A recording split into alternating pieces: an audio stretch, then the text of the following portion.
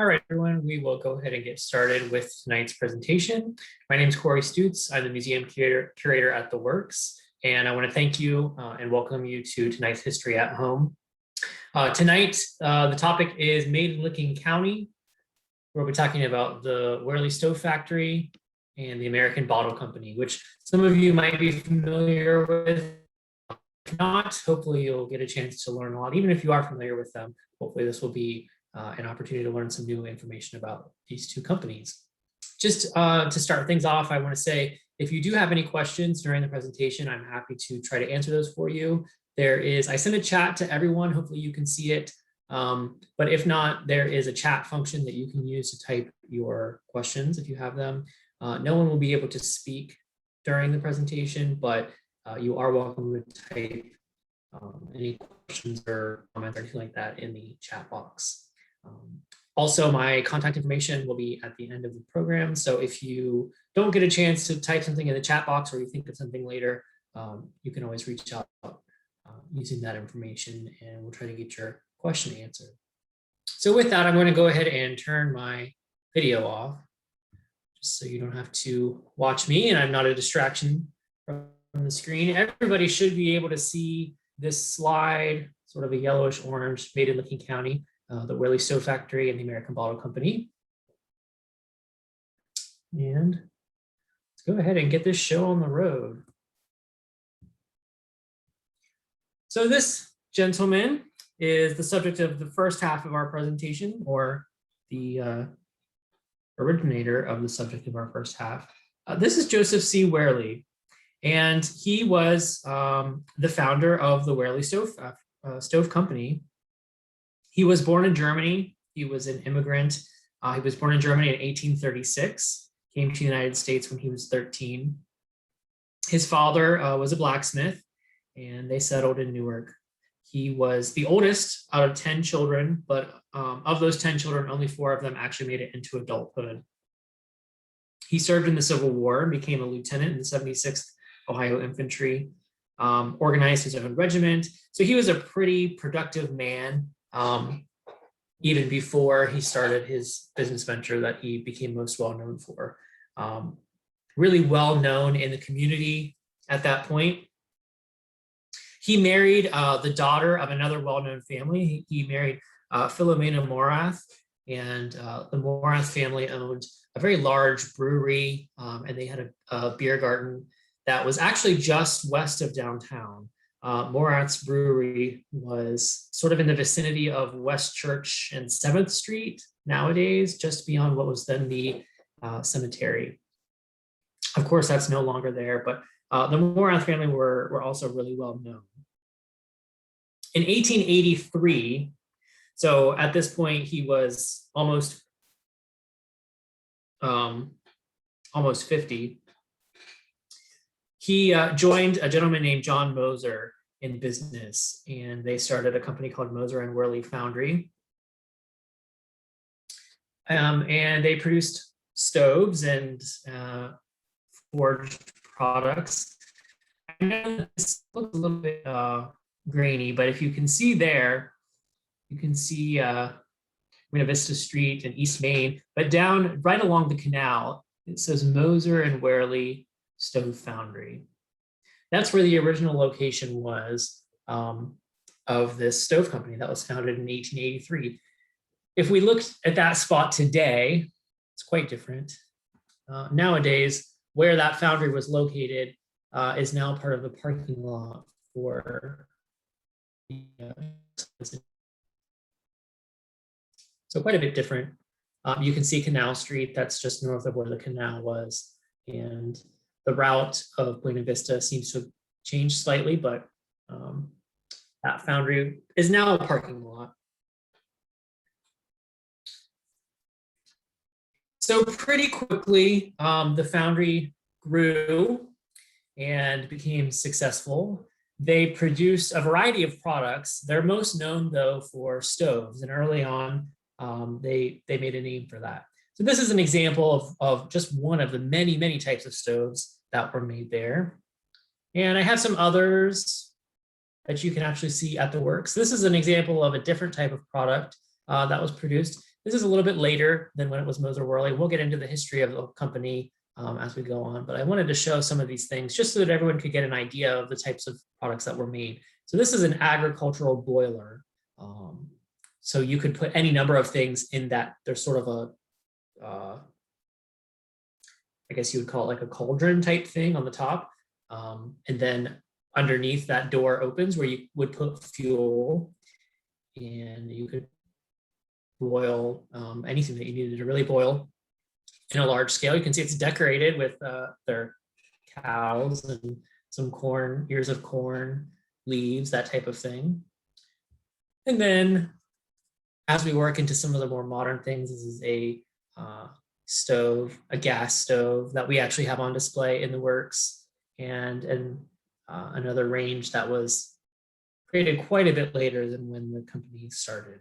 But they also made a variety of other products as well. We also have a safe on display that was also made at Wehrle. So they didn't make just stoves. They were a foundry that produced a variety of products, but stoves became what they were really most known for. So by 1889, the company moved from their original location to a new site between Wilson Street and the railroad on Union. So this is a picture of that original site where they were located. You can see the railroad just to the right. Now, of the Wehrle buildings that comprise the factory complex, these ones are actually the only ones that are still left. And they look a little bit different today, but they are now occupied by Goodwill and Flying Colors Preschool. Again, these are just on the corner of Union and Wilson Street. So you might have been in these buildings, you might have been to that Goodwill without realizing that it had once been part of the Wehrle factory. Over the years, however, the company grew. After just a few years, by around the turn of the century, Moser had sold his stock to the Wehrle family. And William Wehrle, Joseph C. Warley's son, became the president, and his other son, August, took over as vice president. They saw a ton of growth in the company during this time. This is a picture of William Wehrle, his son, who took over. Joseph Warley at this point had passed away, and so it was his sons who were really operating the business. At the time of his death, Joseph Warley had a 75% stake in the company, and so after his death, the family purchased the remaining 25% from Moser. So they had an entire control of the company. It was really well situated too. Originally, it was built along the canal, although by this point, the canal wasn't really used much at all. However, that canal corridor also served as a spot for the railroad to come through. So it was really well positioned for them to be able to ship and receive materials and send the things off that they made. At the height of the company, they actually employed 3,000 people, and they manufactured more than 200,000 stoves per year. In 1904, their assets were in excess of $1 million, which at that time was a pretty hefty sum. Here you can see this says Newark, Ohio, the largest stove foundry in the world. And at one point in time, they were producing the largest number of stoves out of any location in the world. You can really see how vast the complex had grown to. Eventually, it ended up comprising 25 acres. You can see those original, if I move my cursor here, where those original buildings were located. And then on the other side of the railroad track, which run right through the center, tons of buildings, just very, very extensive.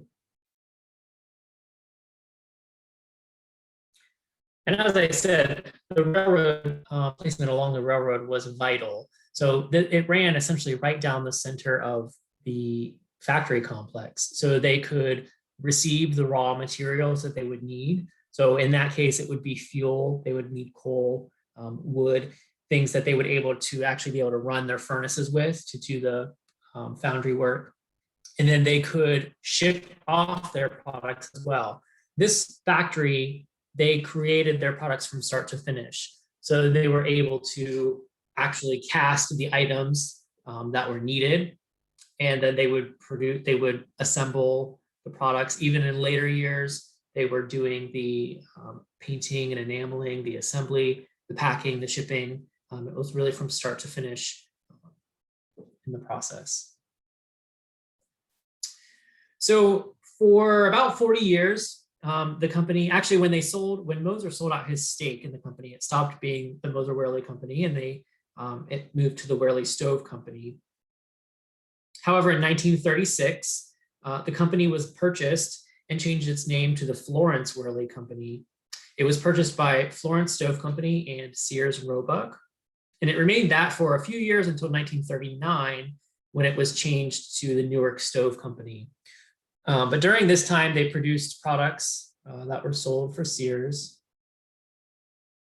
So I have some of these pictures. I like these, some of those boxes you see. Here you can see a man assembling more of a modern electric range. During the war, and this is actually a picture from what would have been the Korean War. This is 1955, I believe, in this picture. As with most things, or a lot of manufacturing, everyone sort of jumped on board to support the war effort. So they did produce, I believe also during the Second World War, they did also produce wartime products, but we have a lot of documentation of the things that they did during the Korean War. So this is a picture of those same two older factory buildings, which we saw earlier, which are still standing. And these are National Guard vehicles that are parked out front. And the reason that they were there is to collect what was being produced within the factory. As you can see, they switched to producing artillery shells, and the factory produced a wide range of artillery shells in different sizes that would have been used to support the war effort. And we do actually have a couple of shells on display in the museum. There's one really large one and a smaller one. I don't actually remember the sizes off the top of my head that we have, but those are out on display, and you can see those. Just an interesting reminder again of how everyone sort of mobilized to support the war effort and do their part. So that was in the mid-50s. Again, these pictures are from 1955. After the war, and after really the Second World War and then the Korean War sort of happened, after that, there was a huge boom in the company's productivity. By 1958, it was known as the Newark Stove Company. And they were also the largest manufacturer of lawnmowers in the world at that point in time. So that proves that they still were making products that were not just stoves, but they had a reputation for making stoves. You can see this is a newer building that had been added. And here again, we are on the assembly line. So this is a stove. You can see they're creating these up, similar to one that we actually have on display in the museum.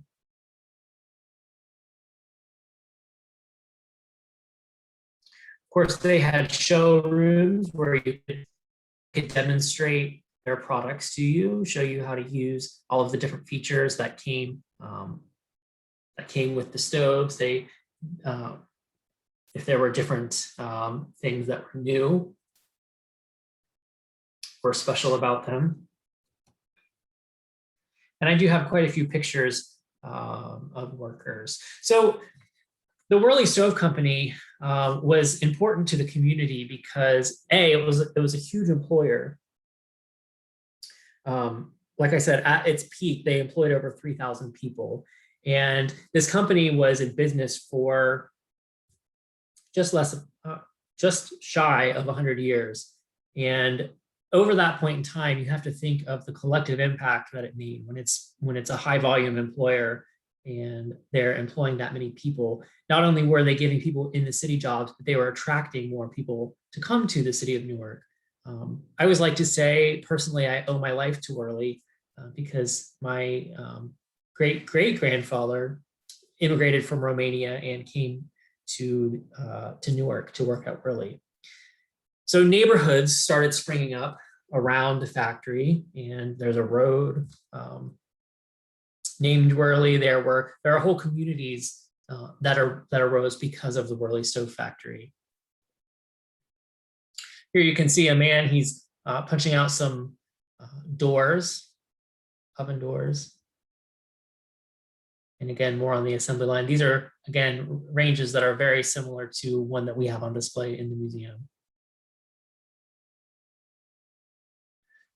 So this is, I think, a picture from 1958, I believe, but you can see how the complex had really grown. And this cuts off the eastern part of the complex. You can see where the railroad tracks are. And remember, these split through the middle. So those older buildings are over here. But it's quite an extensive complex on the site. So the company, as I said, it was called the Newark Stove Company until 1964. This was the final change of name, final change of ownership, and it was purchased in 1964 by the George D. Roper Corporation. So at that point in time, it became Roper. They were using exclusively Roper stoves and products and appliances. That is a brand that is still around, as is many of the Kenmore and many of the brands that they made over time. So eventually, the company closed June 26th, 1975. And that was a big hit for the community because there were a lot of people that had worked there, and that was their livelihood. So if we go back to this slide, just so you can get an idea again of the buildings that were there. And then this is an overhead view from Google Earth. So you can see how different. After it closed in 1975, the factory pretty much sat vacant. It was purchased in 1980 by Mid-Ohio Development, and they had made plans to do something with the site. And in 2008, they finally made the plan to demolish it. So it just sat vacant for almost 30 years. In 2010, it was officially torn down. And Mid-Ohio Development completed the project. They cleared the 25-acre site. Now there are a couple of things that are happening on that location, pallet recycling, and I think maybe a couple of other things that are smaller scale activities that are happening on that site. One of the other buildings that I think was later on an office building is still standing, and it's used still as offices. There's a local nonprofit that uses, I don't know if they have the whole building or if they use part of it, but they are located there. So you can see there was quite a difference. So like I said, this company was around started in 1883 and it closed in 1975. So for, I think that's 92 years, they were really a cornerstone of the community. Many people who grew up here or have been around for any number of time have heard of the name Wehrle and would be familiar with that they made stoves, or they have family members that worked there. And it was really an important part of the community. Again, it's sort of another great example of someone who captured the American dream. Joseph Wehrle was an immigrant and came to the United States and ended up becoming a self-made businessman, and his family prospered for a long time after that. Of course, there are still many houses around the community that are related to the Wehrle family. So there were several of them, and their legacy lives on, even if the company didn't. Do you have any questions so far? Again, I just want to remind you, if you do have a question, if you do have a comment, you can use that chat feature, and I will do my best to take care of those questions. So the next company to talk about is the American Bottle Company. Now this has had a couple of names as well. It's also commonly referred to as the H Everett Company for its founder, Edward Hamlin Everett. who is this gentleman. He's got, that's quite an impressive mustache, I have to say. He looks like a man who's had a lot of interesting experiences, and that would certainly be true for H Everett. So this is Edward Hamlin Everett. Edward Hamlin Everett. He was born in 1851 in Cleveland. His father was a doctor, but he passed away when Edward was only, I think, around 3 years old. His mother did remarry to a man named Henry Putnam, who was a businessman himself. He was an inventor, and he actually created a type of jar that was called the lightning jar, which was a predecessor to the modern mason jar. So Edward Hamlin Everett grew up with that sort of being the family business, this production of this jar. He lived in, like I said, he lived in Cleveland. He spent his summers in Vermont with his stepfather and went to school in Massachusetts. Later on in life, he returned back to Cleveland, where he worked at a bank. He learned the manufacturing business, the glass manufacturing business, and then did move to Chicago for a short period of time. However, the real story that we're interested in starts in 1880, when Everett purchased the Star Glassworks that was in Newark. Newark Star Glassworks. And again, this is a little bit grainy. I'm not sure why this map turned out like that, but as you can see, fairly small factory space. It was located northeast of downtown Newark. He continued this business. Like I said, he had grown up learning about the glass production industry. And after 5 years in business as Newark Star Glassworks, he renamed the company the H Everett Company, which he capitalized at $100,000, and he held 96% of the shares. He continued to grow his business and later became known as the Ohio Bottle Company, which was valued at $4 million in 1904. So he had a very strong business mindset. He was constantly growing and expanding his business, buying other businesses, merging his business, and this led to a dramatic rise in his wealth. So he became an incredibly successful businessman. This is an ad I wanted to include because this shows the lightning fruit jars that were invented by his stepfather, and which Everett continued to produce. And they were one of the really famous products that were produced by the H Everett Company, as well as bottles. So they produced a wide range of different types of glass bottles and jars for a variety of different products. But locally, they really had sort of the corner market on creating beer bottles. And that was another thing they were well known for. Consumers Brewery was in Newark and was a pretty successful brewery, commercial brewery. And so they used bottles that were made locally here. So that was a big product that they made. Of course, they sold beer bottles to other locations as well, not just to be used here in Newark. But their lightning fruit jars and beer bottles were their biggest sellers, but they did produce a variety of other products. In 1905, the Ohio Bottle Company merged with the Adolphus Busch Glass Manufacturing Company in St. Louis and a few other smaller companies as well. This new conglomeration became called the American Bottle Company. And that's where that final name came from. So the factory itself grew, and it had several stages of growth. As you can see, factory number 1, factory number 2, factory number 3. These were all peppered around the site, the same site where it continued to grow, which we'll touch on in a second. If you don't already know what it is, we'll get to that, but all of these buildings are still in a manufacturing location.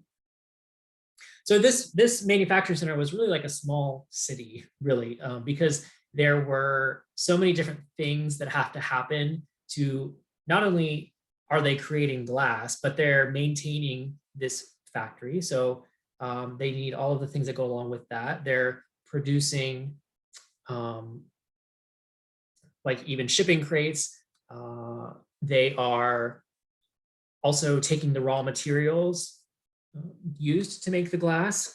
And that was, speaking of raw materials, that was something that actually was very important to the success of the company, because in 1887, Everett actually discovered natural gas on the site of the glass factory. So he was able to suddenly have his own supply of natural gas, which was very important in the process and fueling the furnaces. So that, not only did that save him a lot of money, but that really in turn led to a huge rise in his profit. He also eventually started purchasing some of his own quarries and areas where he could mine the raw materials directly. So then that cut out any other sort of middleman. So here we have some other brick warehouse. Of course, a lot of these buildings are bricks, so bricks are important. Box shop. And here's a picture of a sandstone quarry. So Everett's quarries, he had scattered around. Locally, there were quarries at Blackhand Gorge that he mined. They mined for silica. They would get sandstone to get some raw materials out of that. There were also, I think he had a mine near Glenford. And then he also had one in Fairfield County, I think maybe near Thurston. And I love this picture. You can see the H Everett Company, Newark, Ohio, on the side of that steam shovel or something. I'm not an expert on machinery names, so whatever that big thing is. I think is so funny. So these are all pictures from the quarry that was out at Blackhand Gorge. Of course, they were mining, so they were blasting and kept their dangerous nitroglycerin in this building. And another picture. So this really goes to show this wasn't a small scale effort by any means. As you can imagine, it was taking a huge quantity of raw materials to be able to make the volume of bottles that they were producing. Everett also expanded his business efforts even more. He had a lot of orchards as well. He partnered with the Wyants, and who were well-known gardeners and had large greenhouses. So he really had business dealings all over. He had over 400 wells, gas wells, and he had his hands on all kinds of different business dealings. So that led to a huge rise in the size of the facility. So if you remember that original map, it took up just a really small section. That was from 1884, and this map is from 1912. And as you can see, within the map book, they couldn't even fit it all on one page. So we have 2 pages here of the American Bottle Company. And this, I will say, just to help you place it, this is now the current site of OwensCorning. So as you can see, it had really expanded to take up a huge footprint.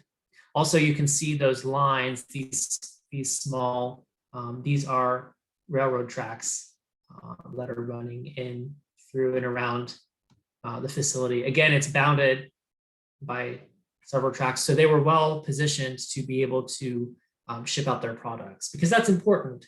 You need to be able to have access to getting your product out there. And here's an overview picture to give an idea of some of the scale. Just again, a massive complex.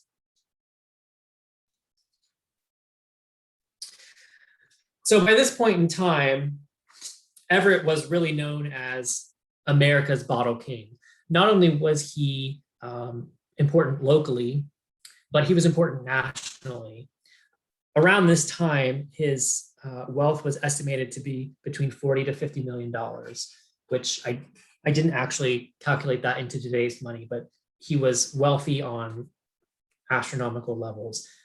This picture, I think, is really befitting of that name, America's Bottle King, because he really looks like a picture of one of those turn of the century robber barons, they would call them, these men that were just incomparably wealthy.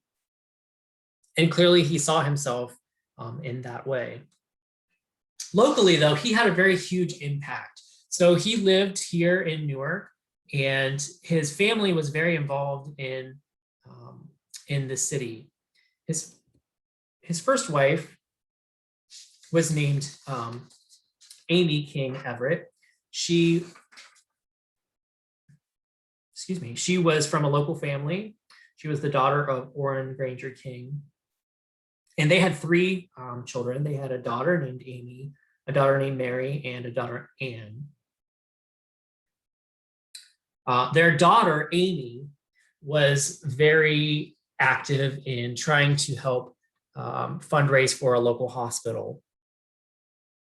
Of course, at this point in time, the hospital was located in a house, which is still standing just off of Hudson Avenue, but that wasn't for the city. So they were fundraising to be able to build a new hospital. This is the home that the Everetts lived in. It was on the corner of Buena Vista, and what is now Everett.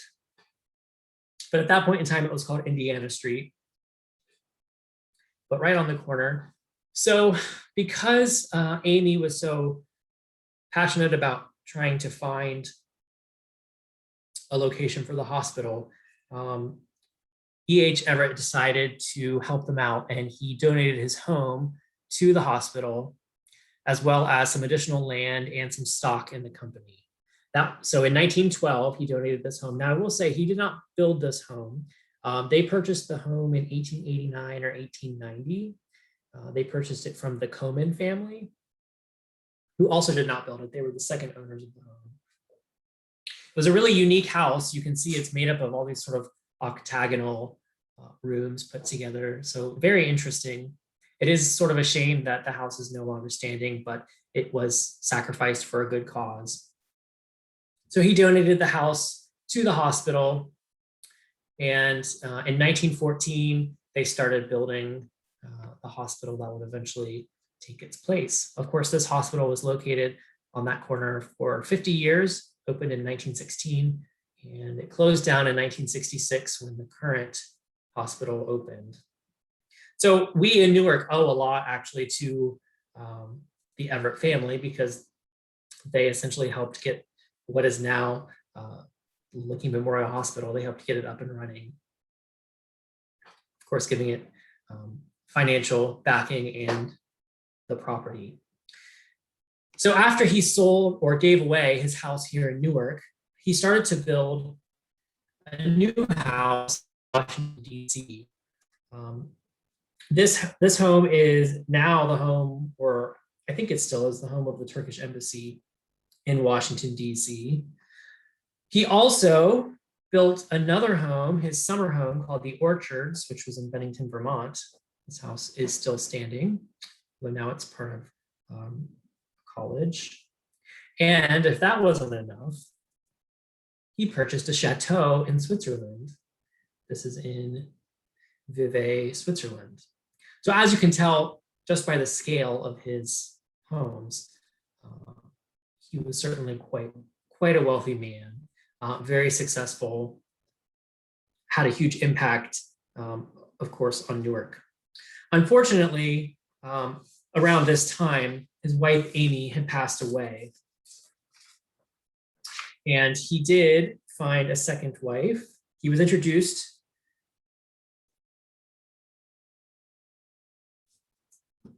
to his wife Grace. There we go. There's the picture of her. In 1918. And he remarried after his first wife's death in 1917. Grace and E.H. Everett were married on March 27th, 1920 in Chicago.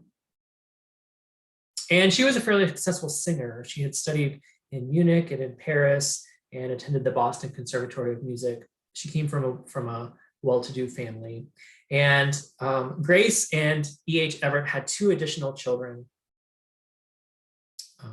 Grace Elizabeth Everett and Sarah Everett.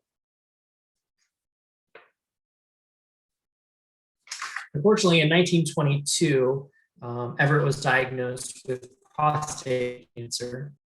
And a few years later, he passed away due to complications from surgery to treat the prostate cancer. He died April 26, 1929. He was buried in a family mausoleum on the grounds of the Summer House in Bennington, Vermont. And his first wife is also buried there as well. So some of his children, his youngest daughter, Sarah, actually just passed away less than 20 years ago. So he does still have descendants that are around. They don't live in the area, but there are still some grandchildren that are still alive and are around. So after his death, there was unfortunately a bit of a legal battle over his estate to determine. He left everything to his second wife, but the daughters from his first marriage, so that they had a claim. And so there was a little bit of a contest over that. Eventually, his wife ended up selling the Bennington, Vermont home to the church, and it became a convent. And then it was sold and became a university.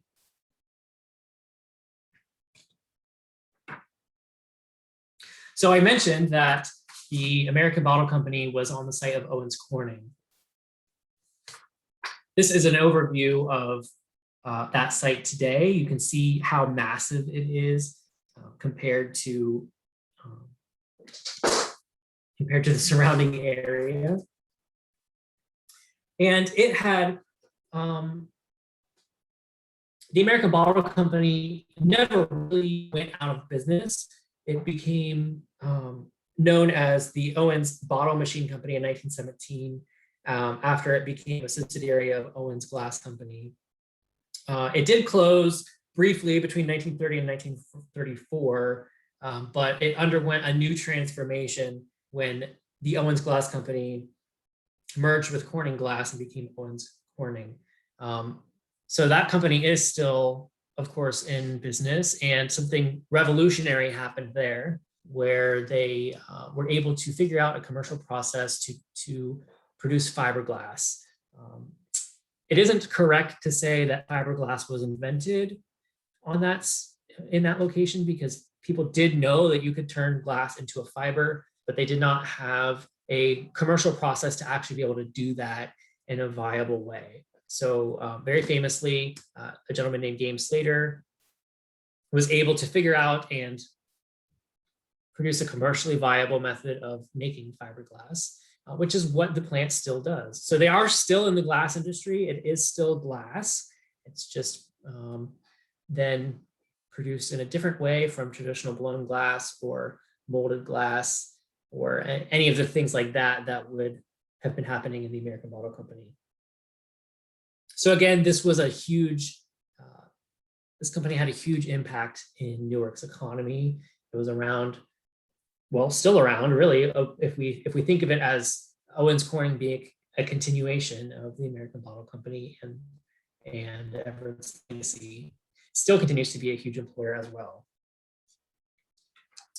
There are a number of factory buildings on the site. I don't actually know. I tried to look into it one time to figure out if there were any older, certainly many of the buildings look like they could be pretty old that are still used in OwensCorning, but I wasn't sure whether any of them were used in the American Bottle Company or what years they date to.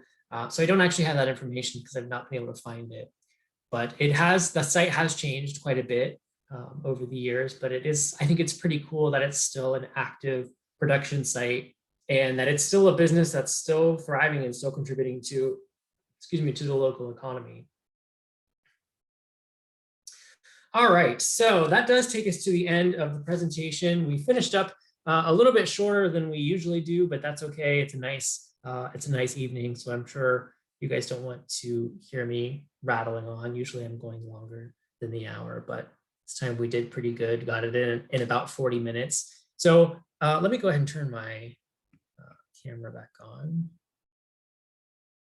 Okay, so with that said, since we've got some extra time, if anybody has questions, I'd be happy to answer those questions for you. You can type it in the chat box, or we've got few enough people that if you want to raise your hand or something. I think I should actually be able to turn your microphone on, but you're happy or you're welcome to just type something in the chat box if you'd like to do that. Again, my contact information is on the screen, so you're welcome to send an email. And to be honest with you, an email question might be best. So if you do have questions that you think of after the fact, please email corystutes@theworks.org. You can also email education@theworks.org as well if you have questions about anything. This obviously is just sort of the overview, and there's a sort of a boiled down history of two of these incredibly important organizations in Newark. So if you have any more specific questions, you can ask those. If you have comments, anything like that, definitely those are welcome, and I'd be happy to hear them. So just had a comment, love to hear about more factories like the Rug Company, and that is another really important one as well. ET Rug was another huge, really well-known company. They were also at the top of their game, producing lawnmowers. They were the largest lawnmower producer at one time in the world too. So we had two really large-scale lawnmower producers. As I mentioned, Wehrle made lawnmowers. Well, at that point in time, it wasn't called the Wehrle Factory; it was Newark Stove Factory. But I think even in there, it was called the Newark Company for a period of time. But ET Rug, we also have some ET Rug products on display at the Works as well. So that's a great suggestion, and I appreciate it. If anybody else has any questions, please feel free to type them in the box. But if not, or if you think of something, like I said, you can always email later on. So with that, I want to say thank you all for participating. Hopefully you enjoy the rest of your beautiful evening, and I will see you next time. Oh, and also before I quit, this will be posted to YouTube. So this has been recorded. If you or somebody that you know, if you want to rewatch it, or somebody that you know didn't get a chance to check it out, it will be posted on YouTube. Usually we always post those on Facebook as well. So you can go to our YouTube page, or you can find our Facebook page, and we will post this video on there. So hopefully you all get a chance to check it out, and have a good evening.